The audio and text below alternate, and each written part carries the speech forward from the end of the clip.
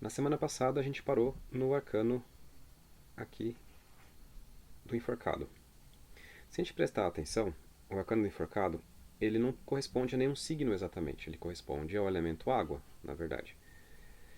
Ah, e tem isso já tinha acontecido com o arcano da Roda da Fortuna, né, que não corresponde a nenhum signo, corresponde ao planeta Júpiter. Esses arcanos que eles aparecem fora dos 12 signos, eles. Já tinha comentado isso, né, na primeira aula dessa parte, mas para reforçar, representam operações que elas ou indicam um processo. Bom, são operações fora do tempo, ou porque é um processo rápido, né, instantâneo. Por exemplo, o enforcado é uma virada de perspectiva que ela pode acontecer em um instante. Mas, ao mesmo tempo, você pode ficar preso ali um tempo muito grande até você enxergar, né, como é um golpe de vista, é como quando a gente enxerga uma ilusão de ótica, né? Quanto tempo demora para você enxergar a ilusão de ótica? Bom, quando você enxerga é um instante, mas até você enxergar, você pode ficar patinando ali, você pode ficar preso naquela ilusão. Então, esses arcanos têm essa natureza.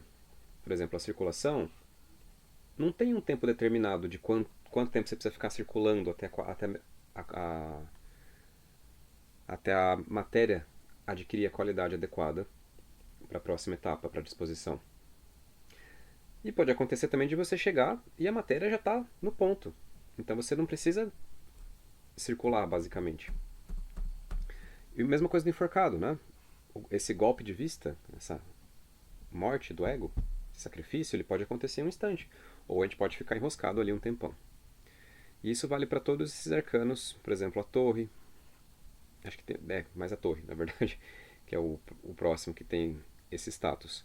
Aí os outros arcanos fora do tempo, eles fazem parte ou do processo do apocalipse, né, do fim da história, ou da cosmogonia, do começo, antes do começo e depois do fim, para ser mais exato. Ah, bom, uma segunda consideração que eu tinha comentado que eu faria hoje é que tem uma grande confusão entre os processos da noite escura da alma e os processos da travessia do limiar. Porque são dois processos difíceis que envolvem flertar com a loucura e tal. Mas a grande diferença é que a travessia do limiar é um processo mais mental. É uma crise de paradigma, né? Uma crise que tem muito a ver com as nossas narrativas, com os nossos pensamentos. Ainda não é a morte do ego. É um grande golpe para o ego, uma vez que a gente tende a se identificar com as nossas opiniões, com as nossas certezas, com as nossas narrativas. Mas ainda não é a morte do ego, é só uma ferida mortal. Essa ferida mortal ela se consuma na noite escura. Então a noite escura retoma de certa forma esse contato com o caos que acontece de forma mental, mas agora ele acontece aqui pela água e não pelo ar, ou seja, no nível das emoções. E esse é um nível perceptivo. A sua percepção da realidade muda, né? O seu campo de consciência muda. Não é só uma questão de narrativa. Essa é a grande diferença, a grande maneira da gente conseguir também identificar.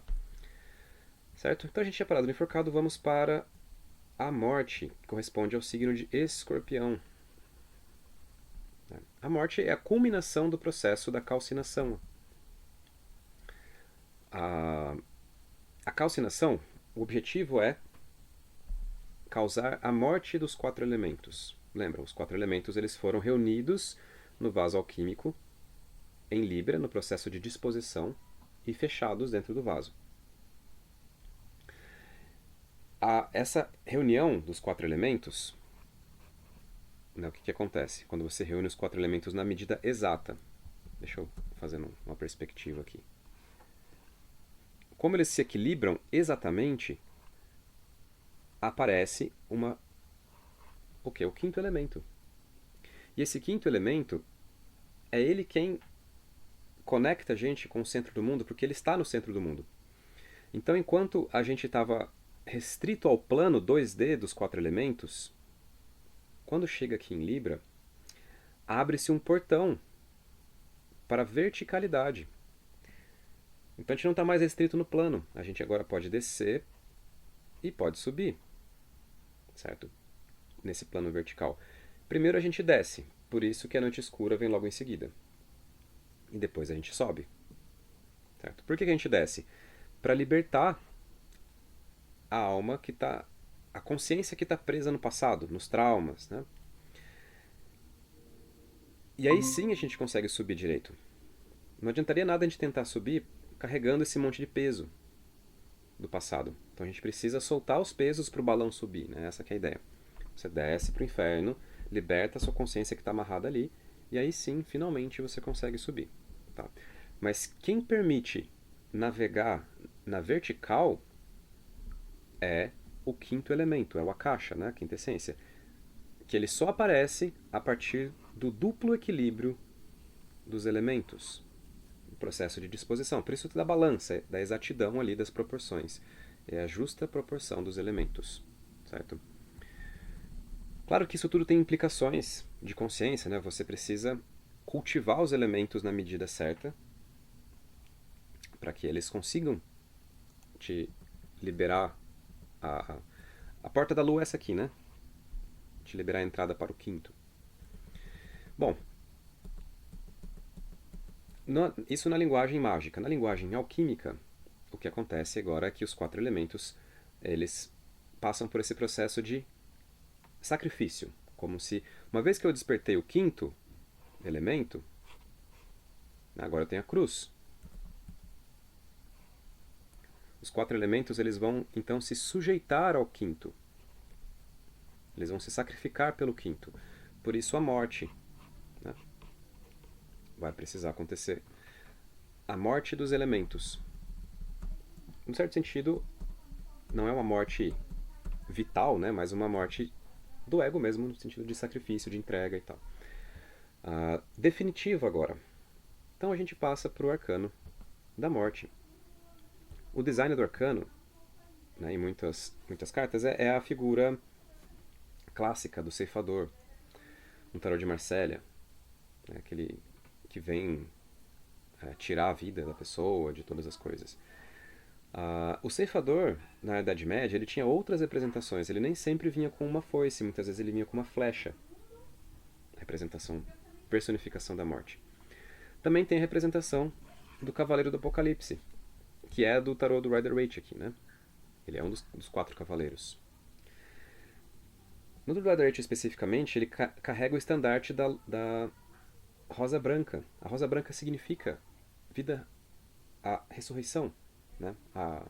Então a morte carrega o estandarte da vida, indicando que essa não é uma carta meramente de morte, mas uma morte com uma promessa de renascimento. Certo?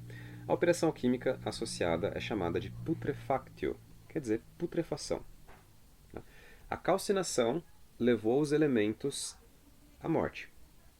Então, as operações do arcano do enforcado culminaram no arcano da morte. E agora que a substância está morta, ela vai apodrecer, né? Putrefactio. Então, basicamente, o ego aqui, ele está morto, porém, ainda tem resquícios. Como uma roda, né? Que você, mesmo desligando o motor, ela continua girando por inércia. Então, se você pensar no ego como um loop narrativo da mente sobre si mesma, como um programa de computador, mesmo que você deixe de alimentar esse loop, ele ainda fica girando um tempo. É como se fosse apagando esse programa. A grande questão é que, na primeira vez que a gente passa por aqui, há uma identificação com esse programa que roda na mente. Certo? Então, quando esse programa vai falhando e deixando de funcionar, a gente entra numa sensação de morte. Né? O corpo reage, a mente reage como se você estivesse literalmente morrendo. Então, os hormônios que são liberados, a experiência, ela é de morte. Portanto, desespero, portanto, assim, o medo. A gente vai ver todas essas etapas aí. Só que o que acontece é que não tem mais volta. A gente pode tentar alimentar esse programa que já morreu, mas isso é só estender o sofrimento e ficar preso no sofrimento, né? A grande questão é simplesmente esperar. Porque uma vez que esse programa termina de... né, os resíduos dele terminam de apagar e desligar, há o insight de que, nossa, eu continuo aqui. Né? Esse programa foi destruído, sumiu e eu continuo aqui. Então essa desidentificação ela acontece na marra, por bem ou por mal. Se você não consegue soltar o ego, dar esse passinho para trás de forma meditativa, ela vai acontecer na marra porque o programa desligou e você continuou e percebeu que não era ele. Então, a putrefação tem a ver com isso. Tem a ver a matéria apodrecendo em um calor úmido. Tá? Esse calor úmido é porque o signo de Escorpião é água. Só que ele é regido por Marte. Então é uma água ácida, não é uma água nutritiva como o câncer. É uma água corrosiva, que serve justamente para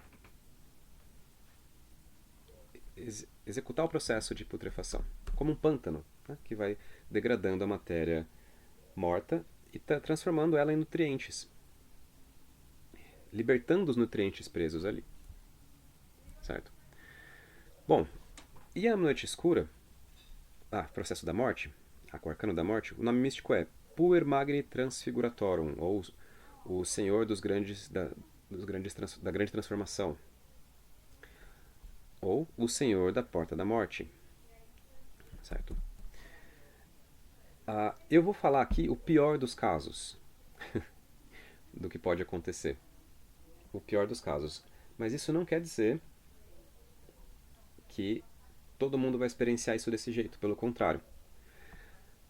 O apego ao ego é que vai dizer o quão intensa e sofrida vão ser esses estágios. Tá? Os estágios são esses daqui. Vou passar por eles aqui. O primeiro estágio da noite escura é lá a dissolução da etapa do enforcado. Aqui são as outras 5. Então a primeira experiência é como se a realidade fosse um filme de terror, como se você estivesse morrendo mesmo. A segunda experiência é que a vida, a existência, é uma tragédia, um grande erro. A terceira etapa é que a existência, a vida é uma tortura. A quarta etapa é que a vida e a existência é uma prisão a escapar. E a quinta etapa é a experiência de que a vida e a existência é uma ilusão. Quer dizer que isso é verdade? A vida realmente é um filme de terror? Existe uma forma de enxergar a realidade que faz você vê-la dessa forma. Então, é uma faceta. Ela tem uma faceta de todas essas coisas. Mas ela tem muitas outras facetas também.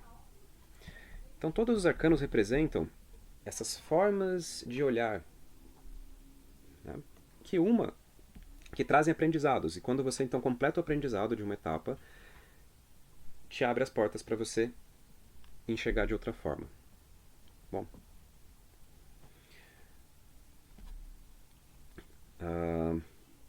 O que mais? Então, ela representa o esvaziamento da mente, como a casa 8 representa esvaziamento, perda, morte, né? A morte do ego. E é grande, não tem nada a ser feito aqui. A única coisa que você precisa fazer é cultivar a aceitação total de tudo. Água, né? A água não briga, não se debate contra a realidade, ela aceita. Ela transforma de dentro para fora. Mas para ela conseguir transformar de dentro para fora, ela precisa primeiro aceitar. Ou seja, a aceitação é quem vai dizer o quanto você vai afundar nessas perspectivas aqui e o quanto isso vai perturbar a sua mente, vai perturbar a sua experiência. Tá? Então a pior coisa a ser cultivada aqui é a teimosia. A teimosia está associada à energia oposta. O arcano do Hierofante, né? A tradição, a solidez. Isso aqui é o oposto. Você tem que cultivar entrega, você tem que cultivar a aceitação, né? Então vamos lá. A entrada para o arcano da morte é medo, porque é morte, né? Qual que é a reação diante da morte? E aqui você tem a sensação da proximidade da morte, como se ela estivesse aqui no seu cangote. Tá? Não tem nada acontecendo. Você pode estar ali num spa, sozinho, mas você tem a sensação de que você está prestes a morrer. E essa sensação de medo extremo, ela é existencial, não é concreta. E a questão é que a mente cria narrativas em cima disso. Ela vai criar não só narrativas, mas muitas vezes até uma percepção de realidade completa. Por exemplo, você pode começar a achar que o seu vizinho está planejando te matar.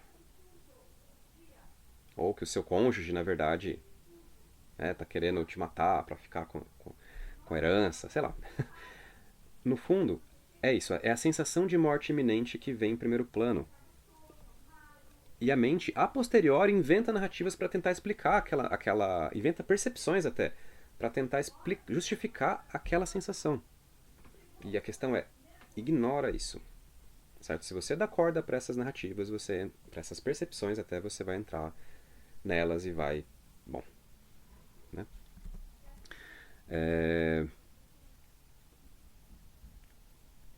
Nesse momento, a ansiedade e a tensão crescem de forma... É uma ansiedade e tensão acausal, ou seja, não tem uma causa concreta. E isso tudo é muito perturbador e você vai sentir uma grande compulsão para aliviar isso. Esse é o momento mais perigoso para cair em vícios. Porque aí você quer de todas as formas aliviar aquela ansiedade, aquela tensão.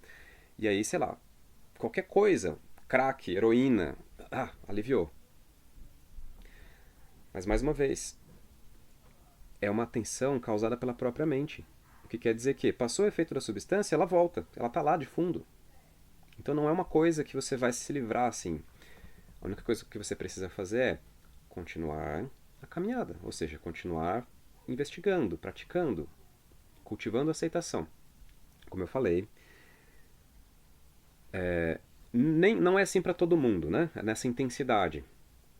A natureza da experiência é igual para todo mundo, mas a intensidade vai variar de configurações particulares de cada pessoa, de cada karma, né? Nessa fase é muito comum pesadelos, ou se você está meditando, começar a ter visões horríveis, visões de coisas de filmes de terror mesmo, assim, né? De corpos destroçados e morte, entranhas, esse tipo de coisa que aparece. É uma camada do inferno, de fato, né? É o interior do corpo, carne, sangue,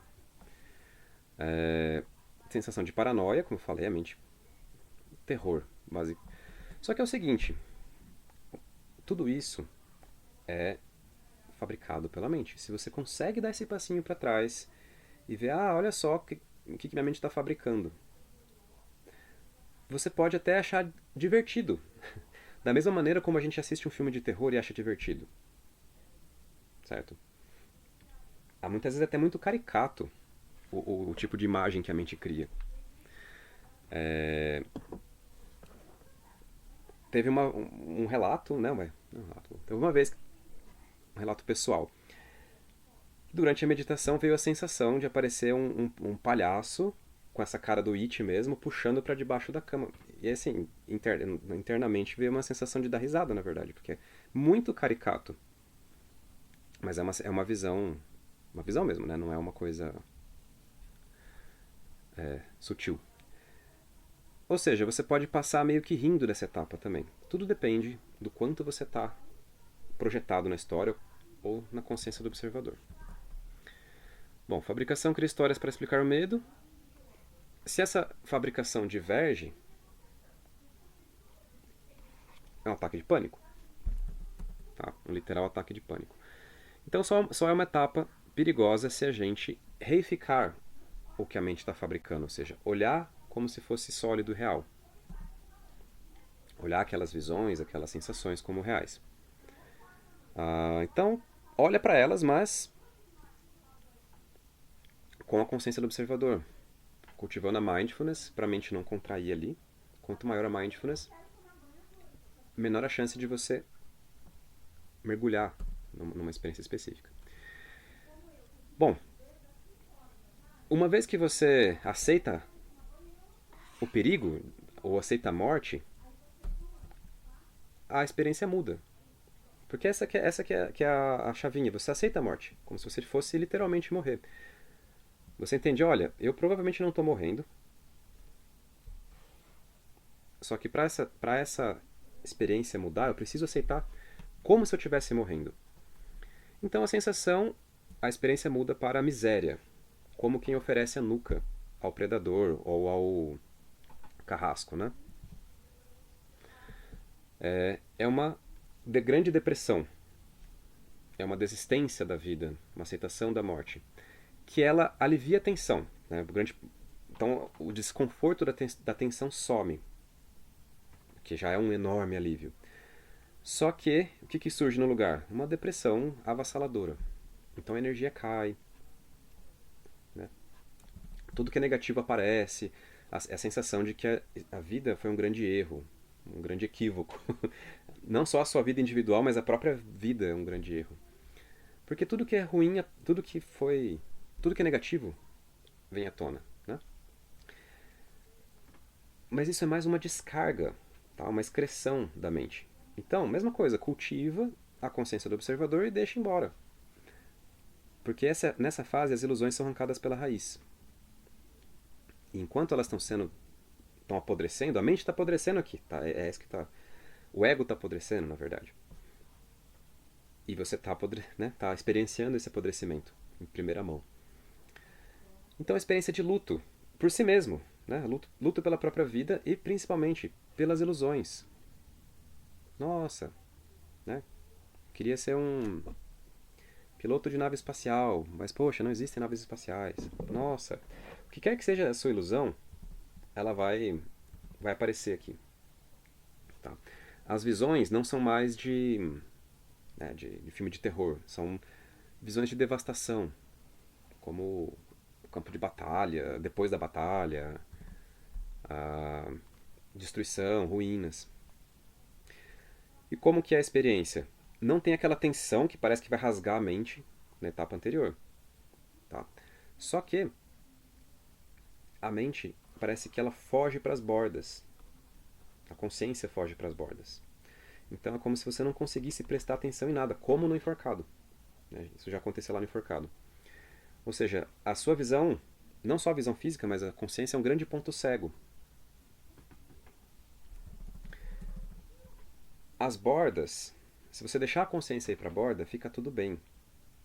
Mas se você tentar forçar ela a voltar para o centro, dá essa sensação de cegueira, que é negativa. A questão é, só deixa fluir, deixa rolar que tá tudo bem. Que mais? Essa, esse escorrimento, digamos, da consciência para a borda, ela quem está abrindo o espaço para o sol entrar mais para frente.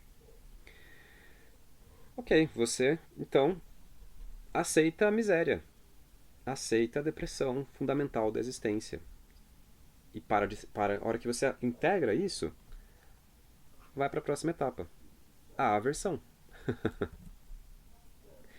Ah, bom, a experiência ela se torna desagradável. A mente ela fica repetitiva. O que é repetitiva? Pensamentos em loop. Não só pensamentos, mas comportamentos. Então muitas vezes você fala uma frase, dá uma volta e fala aquela mesma frase, e depois fala aquela mesma frase, como se você tivesse quebrado. Dá essa sensação de que a sua mente está quebrada, como disco riscado. Mais uma vez, tudo depende do quanto você está identificado com a fabricação mental, ou quanto você consegue dar aquele passinho para trás e observar de fora. Né? Porque essa repetitividade ela é alimentada pela nossa reificação. Ou seja, a gente olha aquilo como real, e enquanto a gente olha aquilo como real, ela vai ficar em loop. Então dá essa sensação de inferno. Lembra do inferno? Como são os castigos do inferno? Eles são sofrimentos repetitivos sem sentido. Um sofrimento pontual com sentido é um aprendizado. Pode ser um aprendizado, né? Mas um sofrimento sem sentido repetitivo tá errado, né? Dá essa sensação de que tem algo errado ali, uma punição mesmo. Bom, as sensações ficam muito intensas, então tem uma certa pressão, porque você está no momento presente, e o momento presente é muito intenso. O ego não consegue sustentar o momento presente. Então essa intensidade, ela machuca, parece que machuca. Dá essa sensação de que a experiência ela é pinicante, assim, ou até perfurante. Então dá essa sensação de agudez, de dor. Isso tudo gera aversão. É isso, a experiência fica desagradável, basicamente. Tudo se torna desagradável. Dói, a luz é muito intensa, dói. O corpo é desconfortável. Dá essa sensação de tudo ser desagradável. Só que o maior perigo aqui não é nem isso. É a gente começar a reinterpretar a realidade, especialmente as nossas memórias, nosso passado, com esse viés de que é tudo desagradável, de que é tudo sombrio. E aí você pode fazer uma meditação sombria, digamos, em que você reprograma a sua mente. Mas não reprograma para se libertar, pelo contrário, reprograma com escuridão. Então você muda as suas memórias, não as memórias em si, né, mas a carga emocional das suas memórias como negativa. Por exemplo, nossa, aquele namoro, mas foi um grande erro, uma grande perda de tempo. Aquele emprego, nossa, não, que horrível. Tudo ruim. Isso é catastrófico, por quê? Porque a sua experiência presente fica condicionada a essa bagagem emocional das suas memórias. Ou seja, se você reprogramou suas memórias como tudo é horrível, então seu presente vai ser horrível. E é um reforço, né, constante. Então essa sensação de que nada presta, ninguém presta, tudo é horrível, ninguém é confiável, a mente ela começa a buscar a essência. Então tem um lado positivo, ou seja, só aquilo que é mais puro, o que é mais sagrado ainda permanece. Então dá a sensação de que é tudo horrível menos a essência. E a mente ela começa então a buscar a essência, buscar a perfeição. Só coisas muito puras mesmo.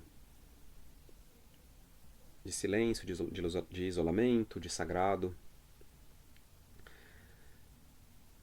Se você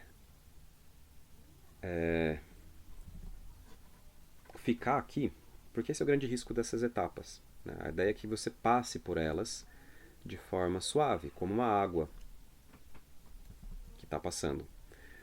Mas se a gente enrosca nessas etapas e a mente fica cozinhando ali. Então, se você cozinha no medo, você se torna uma pessoa medrosa. Tudo é perigoso. Você não tem coragem de sair de casa. Se você cozinha na miséria, a sua mente se torna profundamente deprimida. Você não consegue sair da cama direito. Se a sua mente cozinha na aversão, você fica hiper julgador, né? Tudo dos erros das pessoas. Inclusive, você se dispõe à vilania. Fala assim, olha, alguém tem que ensinar uma lição para essa pessoa. Então eu vou lá ensinar essa lição. Esse que é o vilão. Né? Daí a pessoa se dispõe a ser cruel, a causar dor e sofrimento, porque na cabeça dela ela está ensinando uma lição. Isso pode, inclusive, se voltar contra a gente, né? Porque esse ser hiperjulgador volta-se sempre contra a própria pessoa. E a questão é acostumar ou deixar de reagir, aprender a não reagir às emoções ou às sensações desagradáveis. Certo? Dá essa sensação de que a experiência é uma tortura. Aqui é você se acostumar com a tortura, num certo sentido. Então, tudo bem, tá doendo, tá desagradável, mas o que eu vou fazer? Vou treinar a mente a não reagir à tortura. E de fato a mente consegue acostumar com a tortura. Só que aí a experiência muda. Né? Você não está no inferno sendo torturado. Agora você está numa prisão. A sensação é de que a experiência é uma prisão. A vida, a existência é uma prisão. E assim, já dá pra perceber, né, gente, que filosofias surgem disso. Então, uma pessoa que fica cozinhando aqui, ela vai começar a experienciar a vida dessa forma, e ela pode escrever um livro, né? Criar uma filosofia, uma religião baseada nessas coisas. E que vai atrair pessoas que estão nessa mesma vibração, né? Ah, quer dizer que isso é verdade? Não. É uma faceta? É. Como todas as outras aqui. Nosso objetivo não é cristalizar a consciência em nenhuma faceta, é aprender a fluir por todas elas, como as cores do arco-íris. Né? Bom, a experiência muda. Aqui as sensações elas se tornam. Você ainda sente a pressão e a intensidade, porém não mais como desagradáveis, porque você parou de reagir a elas. Ou seja, você se acostuma com a intensidade do agora. Ah, só que não dói mais. Né? Então a sensação deixa de ser dor e se torna opressão. Porque essa intensidade ela é uma pressão mesmo. E nessa etapa, a gente tem a maior vulnerabilidade da projeção da sombra. Né? Porque você começa a enxergar tudo como ou Cristo ou o diabo, ou o Salvador ou o mal dos males, assim, não tem meio termo. Então, ou aquilo vai te tirar da prisão, ou aquilo é prisão. Pessoas, relacionamentos. Inclusive, uma coisa pode mudar, né? Aquilo que você via como diabo, de repente você pode começar a ver como salvador. Aquilo que você via como salvador, você pode ver como diabo. Por isso, e a gente fica muito vulnerável. Ah, conheci uma pessoa lá na padaria. Nossa, ela vai salvar minha vida. Vai me tirar disso aqui. E aí projeta o salvador nessa pessoa. E tem aquela paixão avassaladora que você não para de pensar, vira uma obsessão. Ou o contrário, né? Tá num relacionamento ou tá no emprego. Nossa, esse emprego é a causa de todos os meus problemas. Essa pessoa, preciso me livrar dela. Preciso me livrar do meu emprego. Tudo isso é ilusão, não preciso nem falar, né? Porque esses processos são todos internos. A libertação, a prisão, é a sua própria mente. Não é a sua vida, é a sua mente.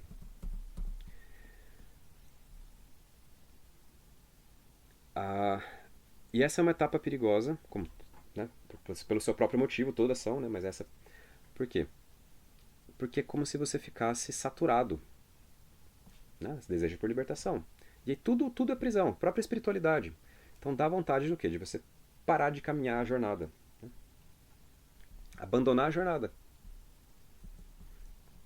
Uma sensação, uma vontade de renúncia, de largar emprego, divorciar, sair do país, se exilar em algum lugar, numa ilha, num farol, né? Tirar um ano sabático.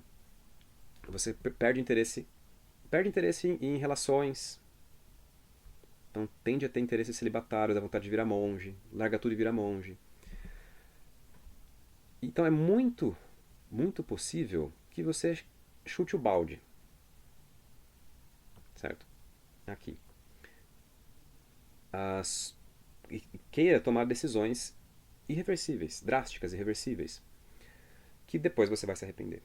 Então, a grande. E dá essa vontade muito forte de chutar o balde. Então, o grande conselho aqui é: não decida nada de forma definitiva. Quer ser, tem esse impulso de ser monge? Então, olha, tira um ano sabático, vai passar ali um ano no monastério.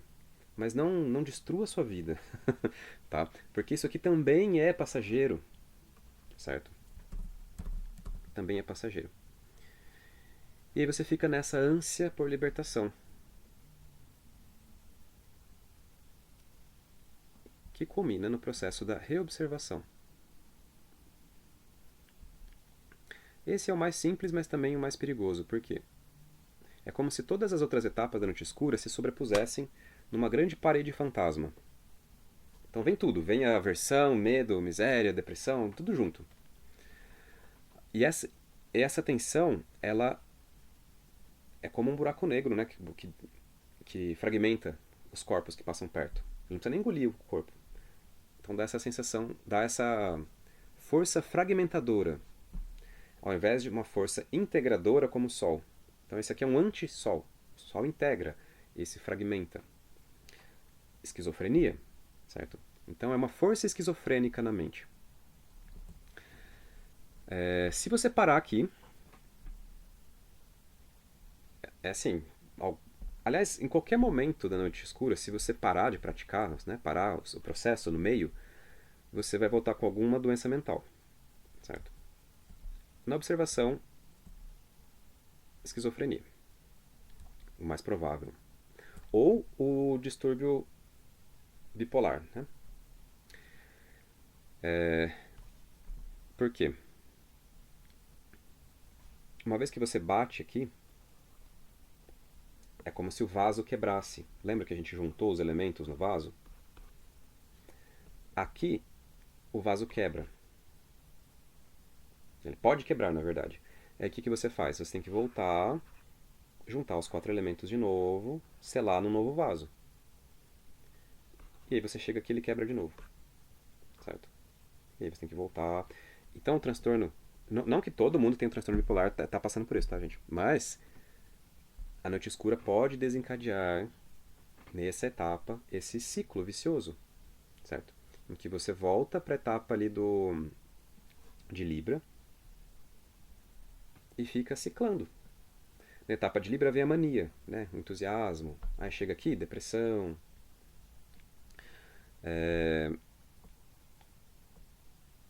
E a ideia é que é uma parede fantasma. Que essa parede, na verdade, é um espelho. Então esse fantasma que você está enxergando é você mesmo. Você é o dragão. Aqui o herói descobre que ele é o dragão. No sentido de que é a sombra, né? A sombra é causada por você mesmo. Você tem aqui o ego e você tem a sombra embaixo. A sombra não chama sombra à toa.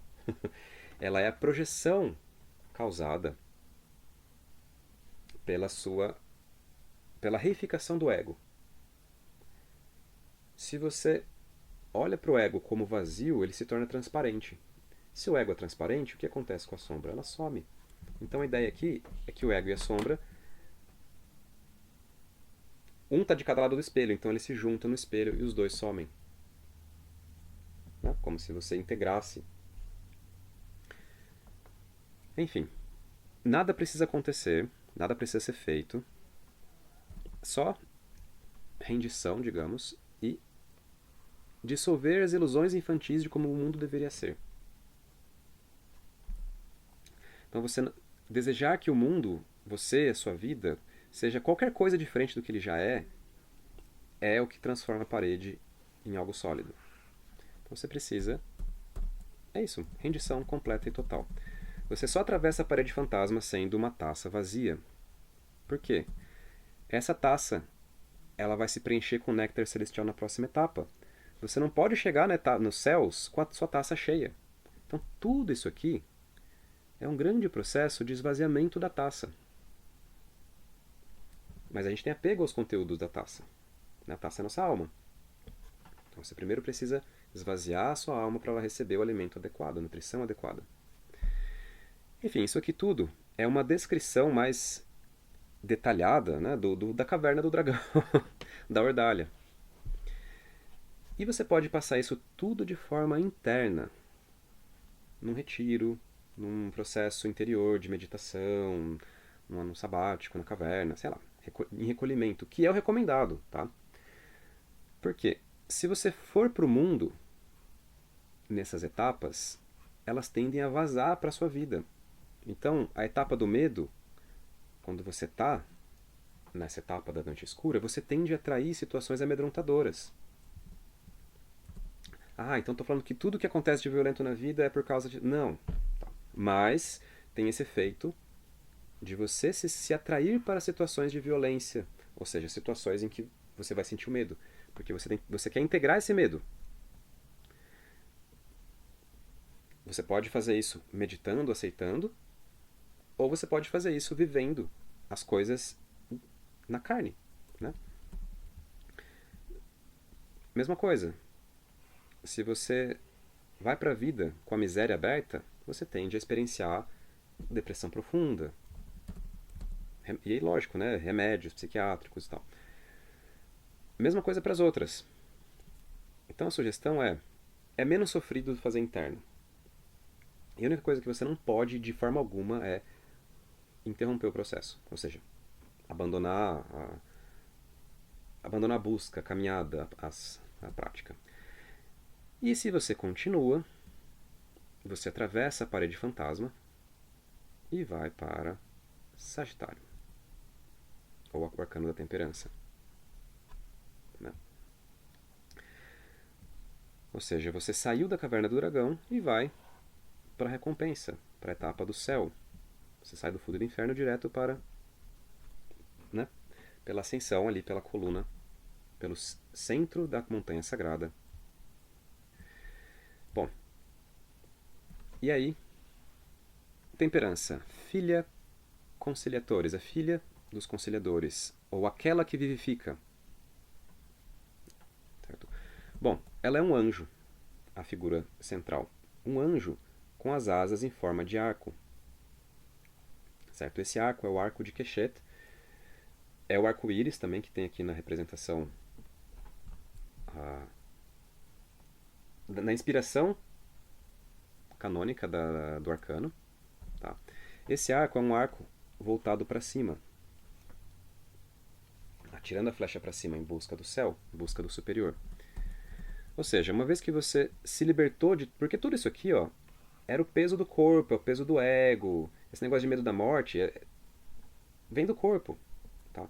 O ego, ele foi criado, quando você nasce, é como se você tivesse programado um bichinho ali, um programa. Né? Evite a morte, a todo custo. Faça-me sobreviver. E essa é a função dele, te fazer sobreviver, te fazer, né, ter os objetivos do corpo. E chega aqui e você precisa desligar esse programa que te ajudou até então. Certo? Por quê? Você vai passar as funções dele para algo maior. Então ele vai... Você não vai literalmente morrer aqui. Né? Você vai psicologicamente morrer. Porque vai ter algo como se ele fosse o regente, até o rei estar maduro. O príncipe rei. Bom, e aí tem duas ilusões, né? Na disposição, a gente tinha a ilusão da positividade. Na noite escura, a gente tinha a ilusão da negatividade. São dois pontos de vista igualmente ilusórios. Aqui você percebe o paradoxo dessas duas ilusões, porque a verdade não está em nenhum deles. A verdade está na fusão dos opostos e não em qualquer um dos opostos. Aqui a experiência se torna... dá a sensação de que a experiência é um paradoxo, como uma grande piada. Uma grande piada cósmica. Por isso a sensação, a vontade de rir, muitas vezes. Né? Muitas vezes o humor está associado a essa ideia de paradoxo. Né? Do absurdo, do paradoxo. Você acha que é uma coisa, de repente é outra.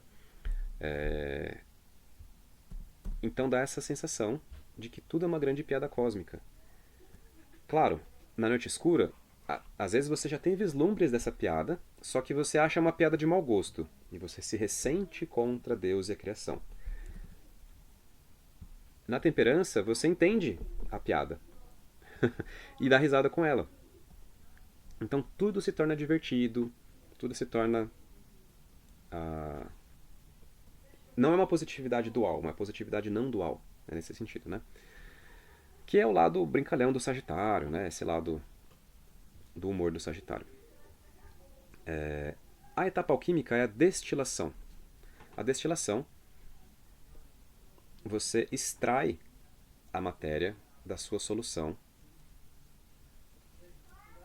por evaporação forçada. Ou seja, o calor, né? Sagitário é um signo de fogo, então a Kundalini sobe. Aqui, em Libra, Kundalini despertou. Aqui ela de fato sobe.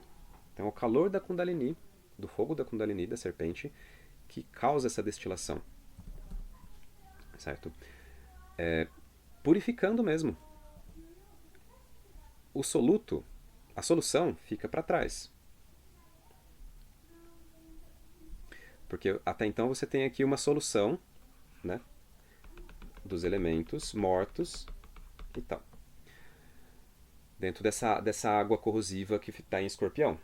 Aqui você faz a destilação, então o que acontece é que a matéria sobe, o soluto fica. E ele sobe, né?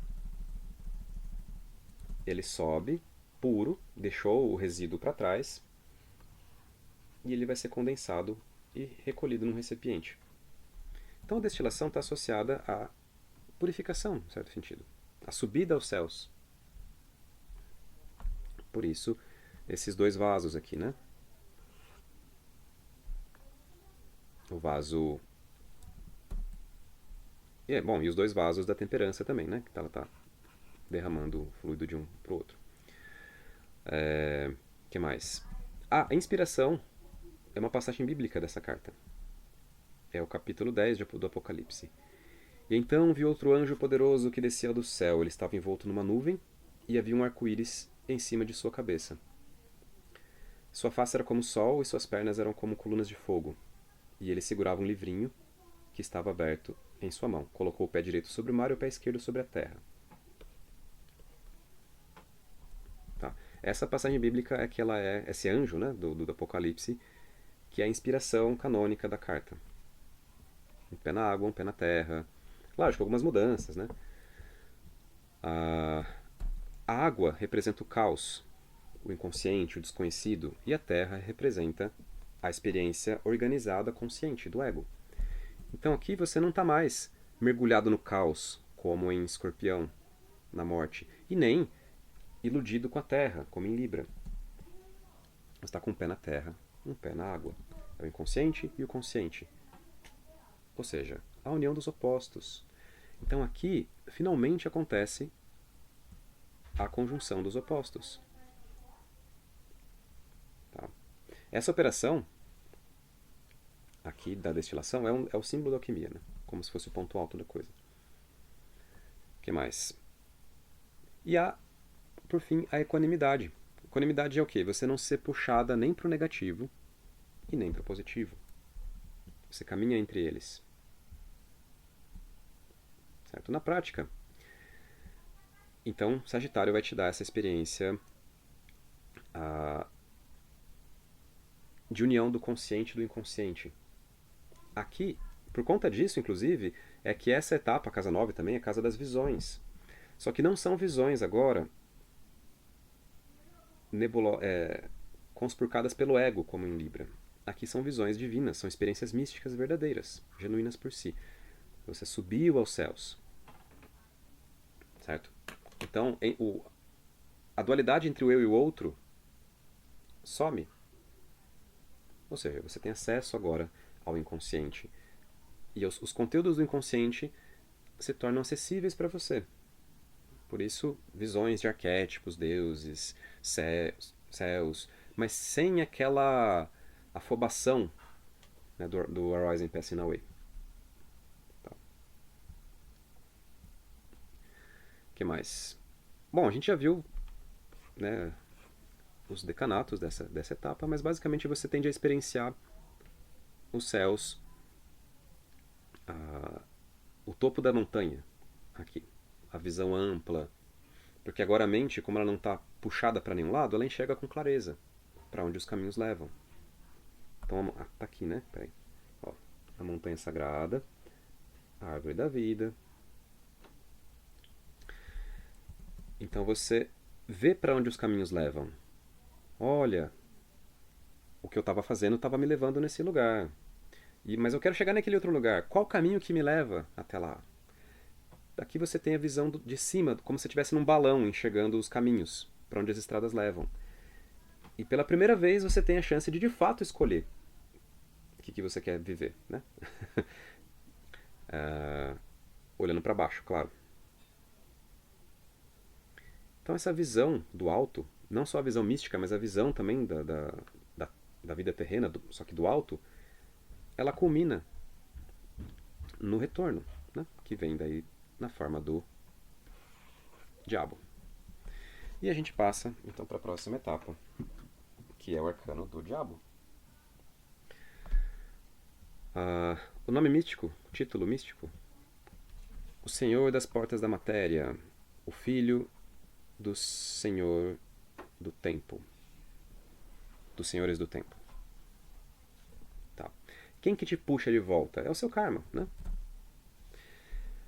E a grande surpresa que se tem é que aqui em Sagitário você se iluminou. Né? Em Libra você despertou. Em Sagitário você se iluminou. Em Capricórnio, tá, que é o que está associado ao diabo, você volta para a matéria, iluminado. Porém, o que você encontra? A sua vida e a sua mente do jeitinho que você deixou antes da destilação. Né? Então a matéria ela foi destilada e agora ela coagula. Então a etapa é a coagulação. Ela forma uma substância gelatinosa.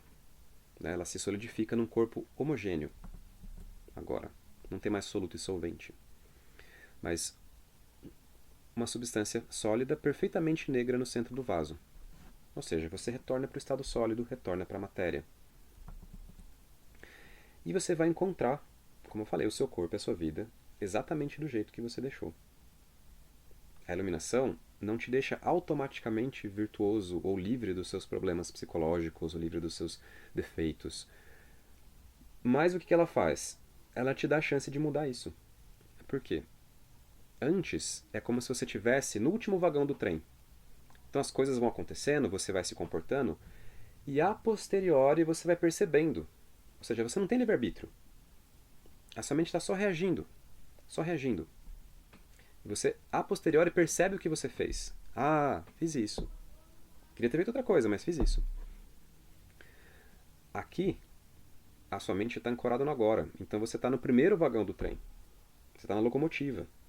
Ou seja, você consegue pela primeira vez alterar o seu comportamento. Em tempo real. Certo? Por isso, é o momento da autorresponsabilização total de tudo que você faz. Você não está mais no vagão, no último vagão, podendo falar, o trem está indo para cá, poxa. Não, você está com a direção do vagão na mão. Ele ainda está na direção que ele estava indo, né? Mas você pode mudar o vagão, mudar a direção do trem, sei lá, no entroncamento, né? Mas a ideia é essa. A essência destilada ainda está presa ao vaso. Ou seja, você ainda tem a influência do seu corpo, das suas memórias, do seu karma. E aqui você precisa trabalhar. Fazer o trabalho árduo. Ora et labora. Então é o trabalho árduo de você voltar para a matéria mantendo a consciência do céu e aos poucos indo, porque isso exige tempo, né? Saturno rege Capricórnio. Aos poucos indo se libertando dos seus vícios, dos seus defeitos, dos seus vícios de comportamento. Né? Aqui você tem acesso ao seu inconsciente. Por isso o hermafrodita. A fusão já aconteceu, né, do Sol e da Lua, na etapa anterior. Mas você ainda está acorrentado ao dragão, ao seu corpo, à sua sombra.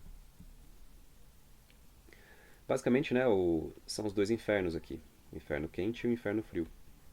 Ou seja, a sua natureza inferior.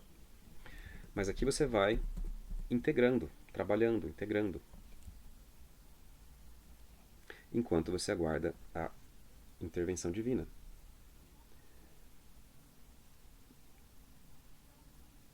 E por fim, você culmina. Essa intervenção divina vem. Né? Enquanto você trabalha, ora e trabalha, aguardando a intervenção divina, uma hora ela acontece. É como se, nesse momento, as forças de baixo elas viessem num grande... se levantassem numa grande batalha. Né? Só que você tem as forças do céu do seu lado, vamos chamar assim. E tem essa grande batalha entre o bem e o mal, a terra e o céu. Por isso que está associado a Marte, né? O arcano da torre. Então o nome dessa carta é O Senhor das Hostes do Poderoso. E o tema é a Torre de Babel. E também a destruição da Torre de Babel, o desmoronamento da Torre de Babel. E a gente tem, né, a torre de Barad-dûr, do Sauron, a, a casa de Deus aqui, né, seriam o quê? Os templos construídos, a rigidez, tudo aquilo que não é Deus, mas que a gente confunde com Deus. Então é essa parte que é destruída.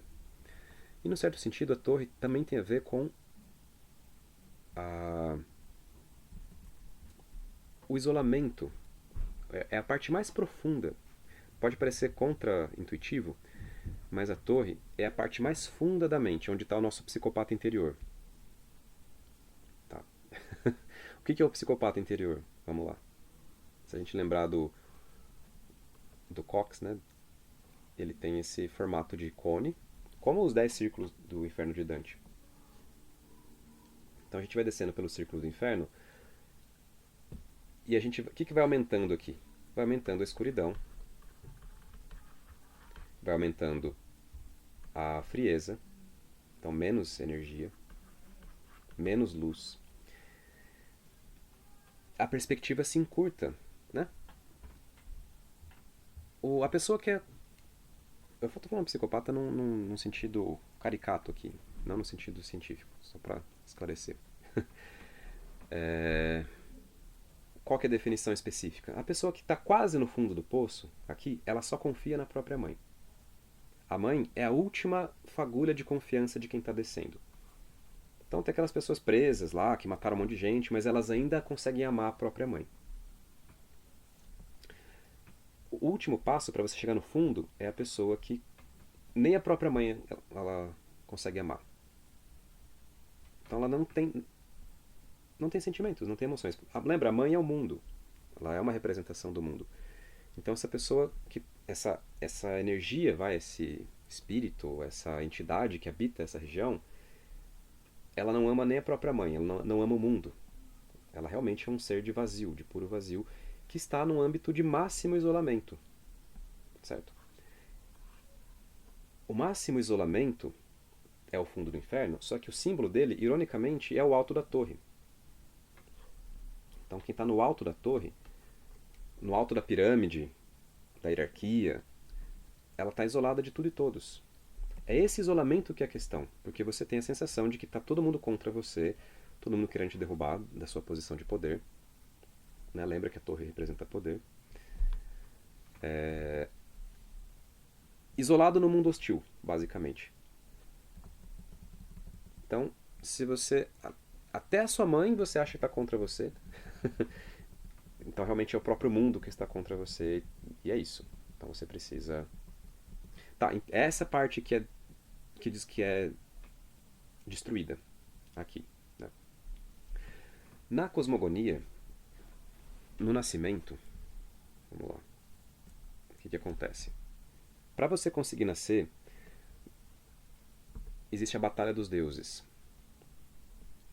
Na Batalha dos Deuses, o dragão é derrotado. E ele é enterrado no fundo do subterrâneo. E acorrentado ali. É esse lugar que a gente está falando. Tá. Só que ele está destinado a romper os seus grilhões e reaparecer no fim dos tempos. Então aqui é isso que acontece. O dragão, ele irrompe e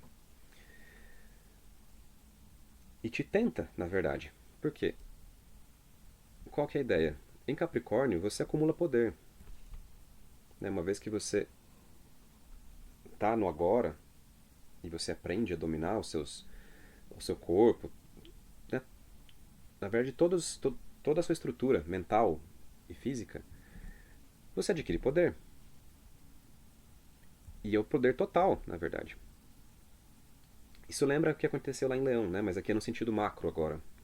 Ali é no sentido pessoal.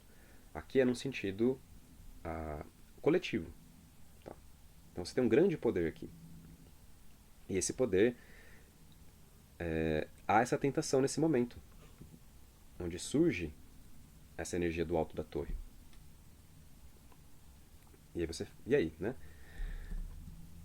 No tarô tem essa conotação da torre ser uma energia de destruição, Tal. Mas ela só é uma carta negativa se você se identifica com quem tá na torre, certo?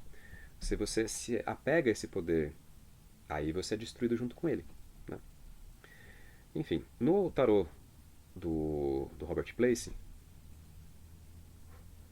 tem esse raio quebrando o vaso, certo? Então o raio que vem do alto, ele representa a intervenção divina. E o vaso quebrado é o quê? É a libertação do invólucro da carne. Porque estou chamando de psicopata interior, né? É o dragão. Lembra que o dragão é o mestre jogador, é aquele que te dá a jogada de máximo alto-benefício em cada situação. Só que ele está completamente ligado ao corpo, certo? Então, romper, esse rompimento da torre é a libertação do corpo. Não quer dizer a morte ainda, tá? Você está livre das demandas do corpo. Essa é a dissolução maior. E essa intervenção miraculosa separa o sangue e o leite. O sangue é recolhido pelo rei, né, que é o aspecto masculino, e o leite é recolhido pela rainha, que é o aspecto feminino. Certo?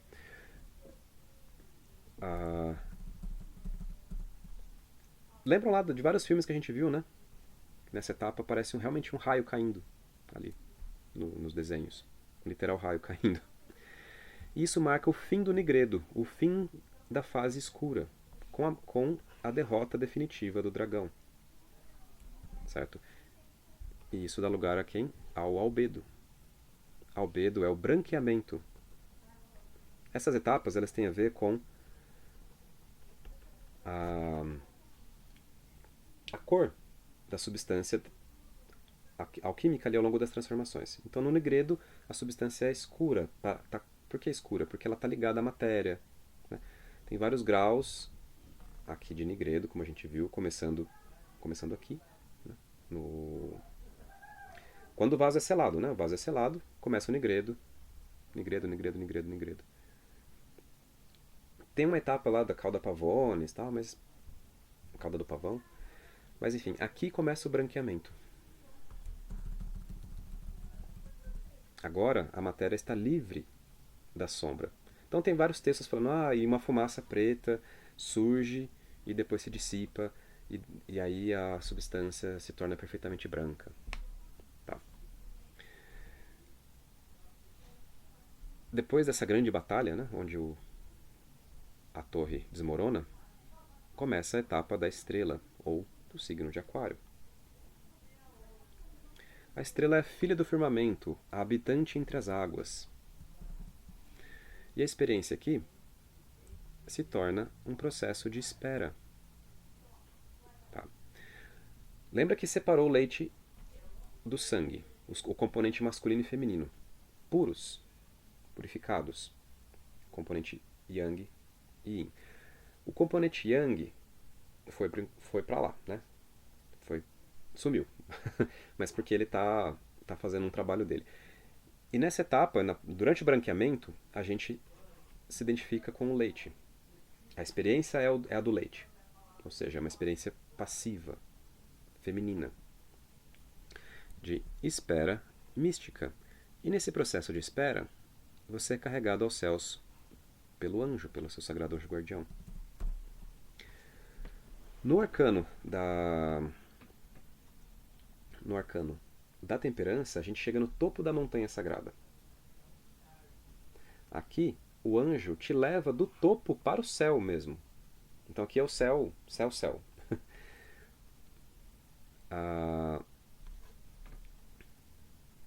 Onde não os céus internos da sua mente, mas o céu macrocósmico. E aqui você tem acesso à sereia dos filósofos, que é a Anima Mundi, a alma do mundo. E agora, não é o seu inconsciente que se revela, é o inconsciente coletivo que se revela. Essa é a grande diferença, tá? Tem muitas coisas que parecem repetidas, mas por quê? Aqui Para cá é tudo o coletivo, inconsciente coletivo, né? É, é o não é mais sobre você, não é mais sobre a sua mente. O ego já morreu, você não é mais um indivíduo. Tá? Então tudo aqui é o macrocosmo. Com o vaso partido, o leite é derramado sobre a terra e o sangue é derramado sobre a água. A terra tem a ver com a experiência. Lembra, a experiência consciente. Então, o leite derramado sobre a terra quer dizer que é o que você está experienciando. E o sangue é derramado sobre o inconsciente. Isso vai voltar mais para frente. Certo? Então, aqui nessas duas etapas, dessas duas figuras do livro de Lambspring, mostra o quê? A matéria, o mercúrio, aqui, de mãos dadas com o guia. O guia, ele é simbolizado por Hermes Trismegisto, dentro da alquimia. Mas, dentro da magia, é o Sagrado Anjo Guardião. Enfim, é o seu guia. Seu guia com G maiúsculo. É o seu anjo. Mesmo o Hermes está com asas aqui, né? Então é dúbio. E ele está de mãos dadas também com o pai, o rei. Tá, o rei aqui ele representa a energia ou a consciência do todo, da totalidade, do macrocosmo. A mente aqui tem acesso, finalmente, à informação do todo. Ela não apenas enxerga, mas aqui ela está de mãos dadas. Ou seja, de mãos dadas com o todo, de mãos dadas com o guia, a matéria sobe, é levada, né, do alto da montanha para os céus.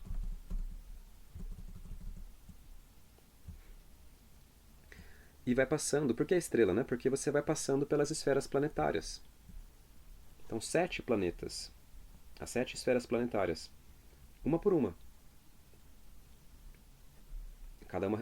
Cada uma associada a um dos céus.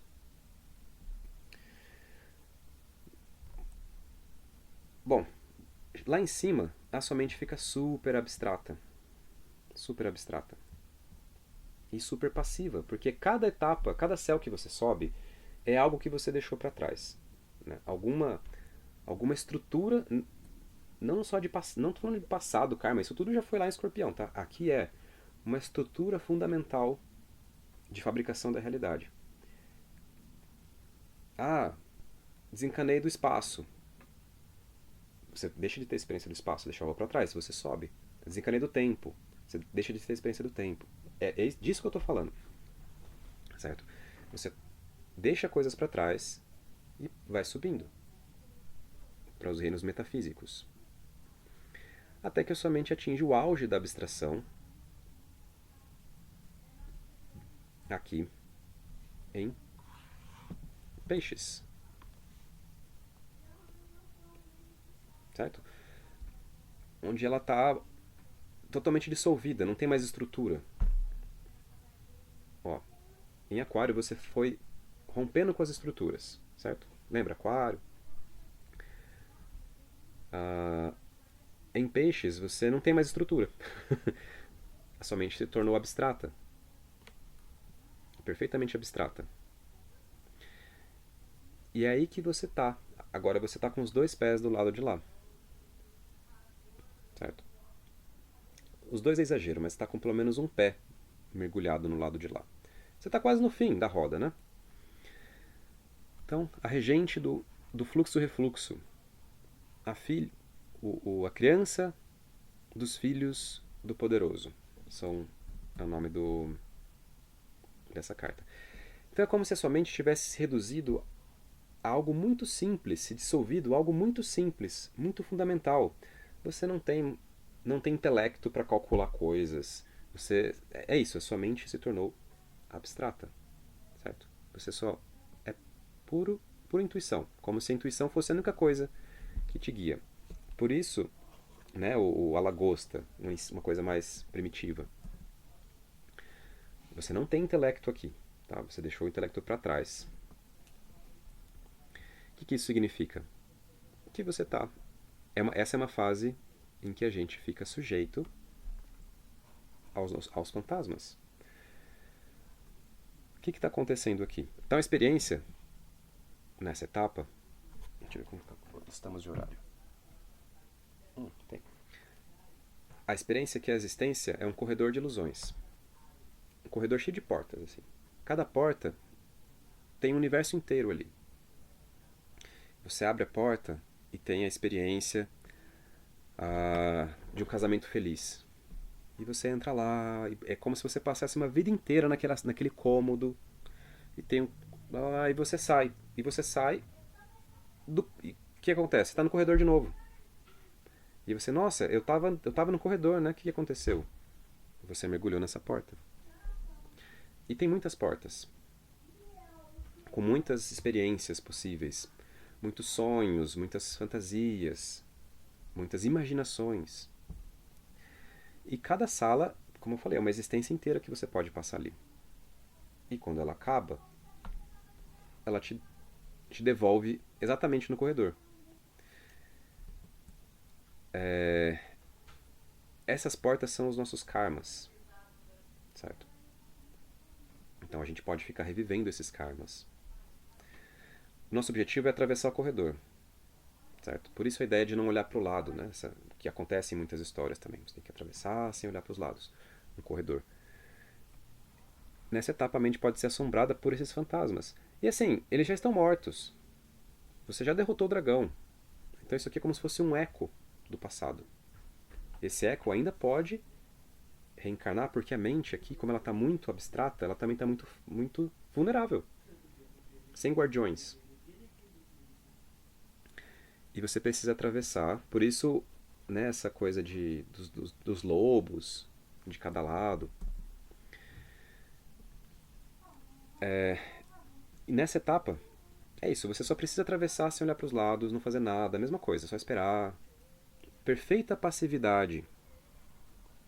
E essa perfeita passividade, ok, ela abre as portas do inconsciente, abre as portas para os poderes também, né? Clarividência, ouvir pensamentos, mas ela também abre as portas para os fantasmas, dos karmas. Certo? Por quê? Por causa da passividade. Então, se você simplesmente esperar e desapegar, porque geralmente o que puxa a gente para o karma é alguma ansiedade, alguma coisa ali. Se você desapegar e soltar, você passa o corredor. E conforme você vai... Cada porta que você deixa para trás sem olhar é um karma que você purificou. Certo? E a culminação desse processo é lápis alba, ou a pedra branca. A pedra branca é chamada de mãe da pedra filosofal. Certo? Em que a mente se torna perfeitamente feminina, perfeitamente passiva, pura. Certo? E nessa etapa é que acontece a lavagem, né? Porque tem qual que é o mito aqui? Quando Cristo foi crucificado, ele foi crucificado no exato monte onde o Adão nasceu. Que também é o exato monte onde o Adão foi enterrado. Então Cristo foi crucificado em cima do túmulo de Adão. Olha que coincidência. E o sangue de Cristo, quando ele escorreu pela cruz, ele lavou o crânio de Adão. Então essa lavagem é a purificação do pecado original. Né? O pecado original o quê? É a ilusão da separação, a ilusão da dualidade. Quando Adão come o fruto da... Adão e Eva, né, comem o fruto da árvore da dualidade, a árvore do conhecimento do bem e do mal, isso é equivalente à queda, é equivalente a entrar na roda, na jornada. Aqui é o último signo, você está saindo da jornada. Então, essa lavagem é o branqueamento. É a limpeza do karma, a limpeza do passado, digamos. A sua mente está se resetando. No fundo é isso que está acontecendo. Você está esquecendo o seu passado. Está se resetando. E isso é o que te permite sair da roda. Né? Bom, uma vez que a etapa de peixes, né, da lua, cumpre o seu papel, você sai da roda. Pum, transcende. O papel de peixes é transcender. E aí você vai para o Sol. Né? Vamos voltar aqui. O Sol é o Senhor do Fogo do Mundo, Dominus Ignimundi. E é o retorno ao Éden. Né? Lembra que Adão comeu o fruto, foi expulso do Éden, ou seja, entrou no mundo da dualidade, do bem e do mal. Aqui você saiu da dualidade do bem e do mal, o sangue de Cristo que lavou o crânio. Né? Então aqui é o processo chamado de trinitas, ou amarelamento. Certo? A luz dourada aparece e ilumina a matéria. Também chamada de amarelecimento e não amarelamento. Né? Mas, então a matéria se torna dourada, ou amarela, nessa etapa. Que é o quê? Basicamente, a iluminação perfeita, ou ascensão. Você transcendeu. Né? Lógico, o seu corpo não explodiu aqui, né? não sumiu, mas a sua mente transcendeu. Esse processo é um processo de integração. O Sol é uma energia integradora. Então o que acontece nessa etapa é que as coisas vão se integrando na mente, elas vão se entrelaçando. Um exemplo bobo é assim. Né? Eu consigo sentir o meu dedo indicador como uma sensação. E eu consigo sentir o meu dedo mínimo como uma sensação separada. Certo? Ó, duas sensações, indicador e mínimo. Mas se de repente eu sentir todos os dedos mais a palma e as costas da mão, eu consigo integrar todas essas sensações numa única sensação chamada mão. Ó, tô sentindo a mão. É uma única sensação que integra um monte de outras. Certo? Isso é uma formação. Formação é o entrelaçamento de sensações. Não precisa ser só tato, pode ser tato com pensamento, com visão, com cheiro. Sinestesia vem daí, né? Formação é um entrelaçamento, é uma integração de conteúdos da experiência. Certo? E aqui é um processo de catalisação integrativa, onde todas as coisas vão se integrando. Todas as sensações, pensamentos, emoções, internos, externos, tudo isso vai se integrando numa única grande formação. Por isso que ela é chamada de formação total. Então, de repente, a mente produz um frame de experiência onde está tudo integrado. Onde tudo se torna claro, tudo faz sentido. Total. Interno, externo, consciente, inconsciente, corpo, não corpo. É isso. Esse é o Sol. É a formação total. E a mente que vê isso, ela não é mais a mesma. Uma vez que ela viu a formação total, ela entendeu tudo. Por isso que o Sol, né, é o retorno à infância, como se você recuperasse a pureza do louco, só que agora com a experiência. O louco, ele tem a iluminação da inocência. É a iluminação pré-ego. Aqui você passou pelo ego e transcendeu o ego. Certo? E voltou a ser criança. Então, dependendo do tarô, tem um menino e uma menina, ou aqui, né, a criança solar, ou aqui a união dos opostos, a união perfeita dos opostos. No livro de Lambspring, aparece aqui o Mercúrio unido com o todo. O que isso quer dizer? Através da mediação do anjo, ou do avatar, ou do Hermes, né? Quer que seja. O filho, na versão de Mercúrio, né? O príncipe e o rei. O rei é o todo, lembra? Então você continua sendo parte, você continua sendo local, mas a sua consciência está integrada ao todo. Então, ao mesmo tempo que o todo, a agência do todo converge sobre o local, ou seja, você age em conformidade com o todo também tem acesso à experiência local. É isso. É a integração da parte do todo. Certo? Bom, é a saída do labirinto. Tá aqui, né? As crianças saindo do labirinto. E isso tudo acontece fora do tempo, está fora da roda. Então, pum, aconteceu um instante, a mente acendeu. Próxima etapa.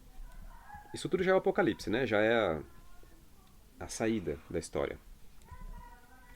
A cosmogonia é a entrada numa história no mundo. O apocalipse seria a saída. A penúltima etapa, o Senhor do Fogo Primordial. Ou Espírito do Fogo Primordial, desculpa. Está associado ao planeta Plutão, o elemento fogo. Aqui a experiência é a experiência de um julgamento final. Certo? É o julgamento final. Esse é o título original da carta, não é só o julgamento. E ela está associada à etapa alquímica chamada ressurreição. A matéria morta pelo nigredo renasce pelo poder da pedra. Lembra que eu tinha falado que o sangue foi para a água e a gente... Vamos deixar de lado um pouquinho? Então, aqui ele volta. O sangue é a agência, né? Nas etapas do branqueamento, a mente se tornou passiva. E essa passividade permitiu o surgimento do sol, da clareza. Junto com a clareza, volta o sangue, volta o aspecto masculino, a agência. Como a fênix que ressuscita. Então a mente ressuscita do processo de morte, mas agora transcendida, iluminada, governada não mais pelo ego, mas por Cristo, né? O Cordeiro, o todo, blá blá blá. Tá? O Apocalipse, o julgamento final, é justamente o processo onde o mundo é julgado e trazido ao governo. Quem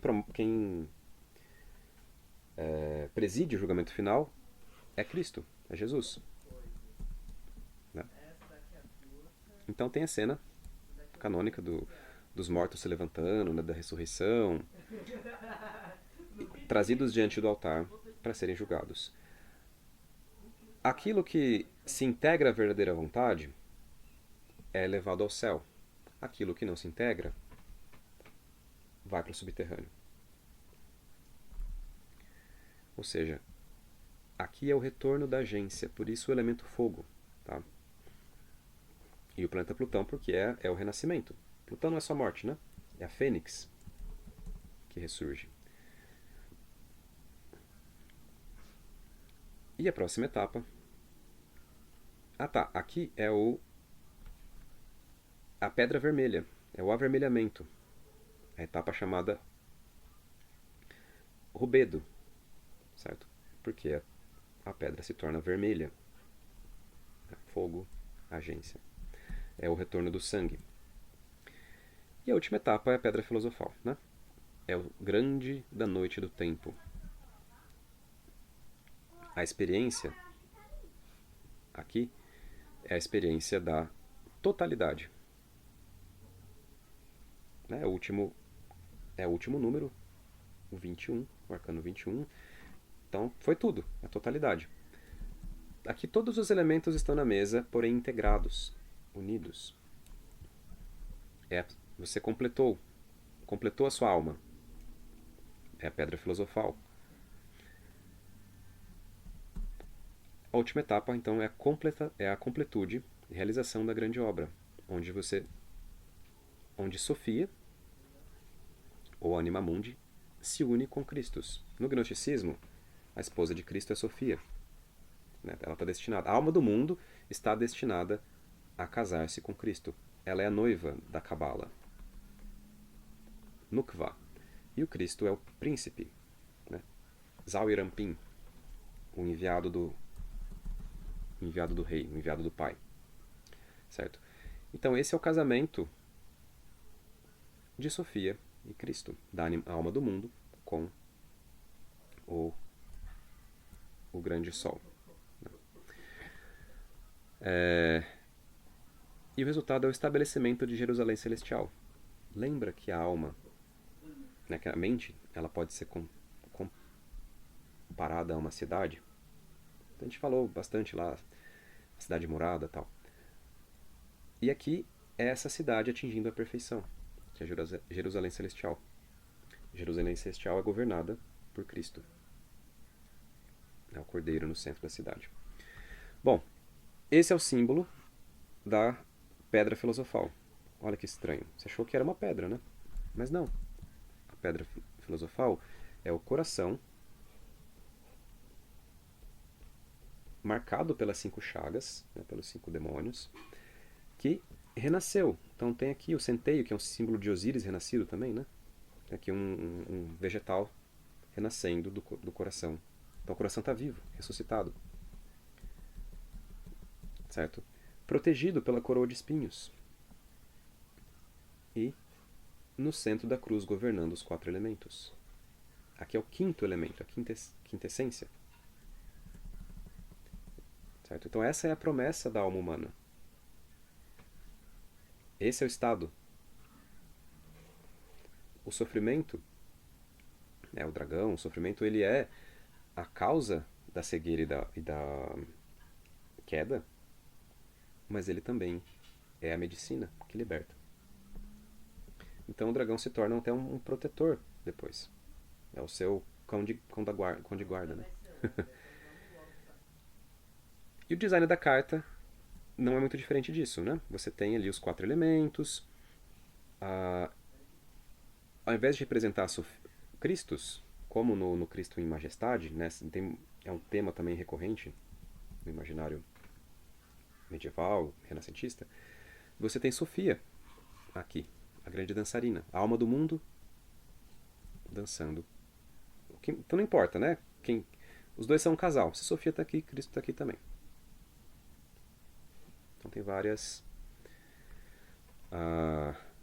alternativas. Então aqui ao invés da coroa de espinhos tem o Ouroboros, a serpente. Aqui tem uma coroa, uma guirlanda, né? Guirlanda da vitória. Ao invés dos 4 elementos você tem aqui os 4 animais. Aqui ao invés dos 4 elementos e animais você tem os 4 evangelistas, que é a mesma coisa. Tem até aqui o símbolo de cada um, né? A águia, o anjo, o leão e o touro são símbolos dos 4 evangelistas. Como se fossem os 4 pontos de vista. Os 4 pontos de vista da quinta essência. Emoção, volição, sensação e razão. E esse é o motivo, né, do As de Copas, que representa o Santo Grau, tem um castelo na etapa, no topo, Jerusalém Celestial. Essa é a longevidade dos dias e saúde. Glória e riquezas infinitas, é o que está escrito aqui, né? Enfim, união com o Santo Grau. Sofia é o Santo Grau, né? E aqui é Jerusalém Celestial. E basicamente isso, gente. Essa é a jornada do herói. Agora sob a ótica dos 22 arcanos maiores do tarô. No fundo é a mesma coisa, porém com uma escala numérica diferente. O arcano, que está associado ao signo, ou o planeta, ou elemento, né?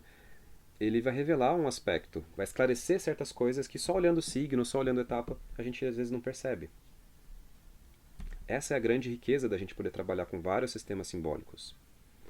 Algo que é obscuro em um símbolo, no outro símbolo está perfeitamente escancarado ali na sua frente. E vice-versa, né? Eles se complementam nesse sentido. Os símbolos não são exatamente a mesma coisa, mas eles se complementam e se esclarecem mutuamente. Se você quiser olhar com mais detalhe, por exemplo, a etapa da estrela, você pode olhar os arcanos menores associados, né? O 5, 6 e 7 de espadas, por exemplo.